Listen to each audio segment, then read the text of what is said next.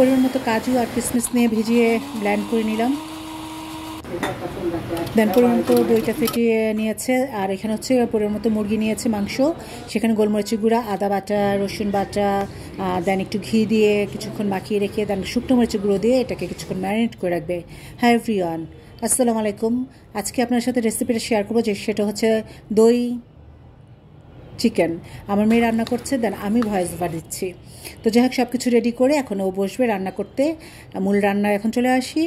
তো এখানে একটা পাত্রে তেল দেওয়া হয়েছে, একটু ঘি দেওয়া হয়েছে, দেন এলাচ দারচিনি দিয়ে কিছু পেঁয়াজ কুচি দিল।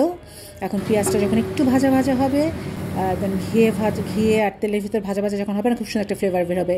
ওই পর্যায়ে এই যে চিকেনটা মাখানো হয়েছিল না, সেটা দিয়ে দেওয়া হচ্ছে।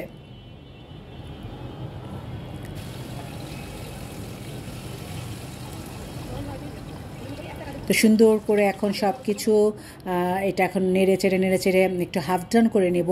এই মাংসটাকে রান্নাটা হাফ ডান হবে, খুবই ইজি আর খুবই ঝটপট হয়ে যায়। তো আমাদের ইফতারের আইটেমে ছিল দই চিকেন ছিল, আলুর পরোটা ছিল, দেন আমি পাশে আবার পেঁয়াজু আপনার বেগুনি টেগুনি ভাজতেছিলাম। তো এইভাবে আর আমার মেয়ে এখানে হেল্প করতেছিল। আর সেদিন দেখেছিলেন যে একটা ইফতারের ইয়েতে আপনার ভাইয়া পরোটা বানাচ্ছিল।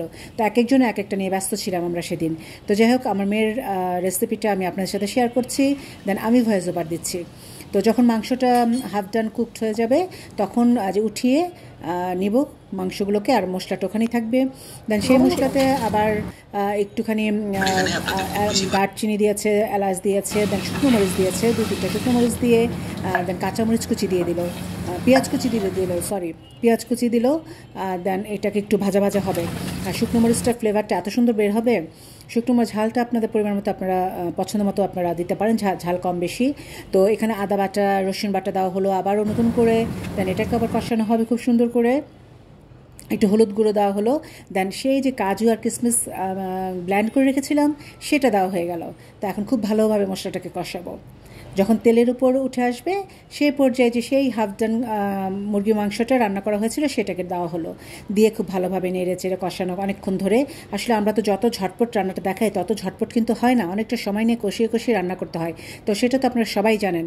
আসলে এতটা সময় করে এখানে দেখাতে গেলে দেখা যাবে যে অনেকটা বড় হয়ে যাবে, তাই আমাদের ঝটপট করে দেখানো হয়। আর এই পর্যায়ে এখন যে দই ফেটিয়ে রেখেছিল, সেই দইটা দিয়ে দেওয়া হচ্ছে।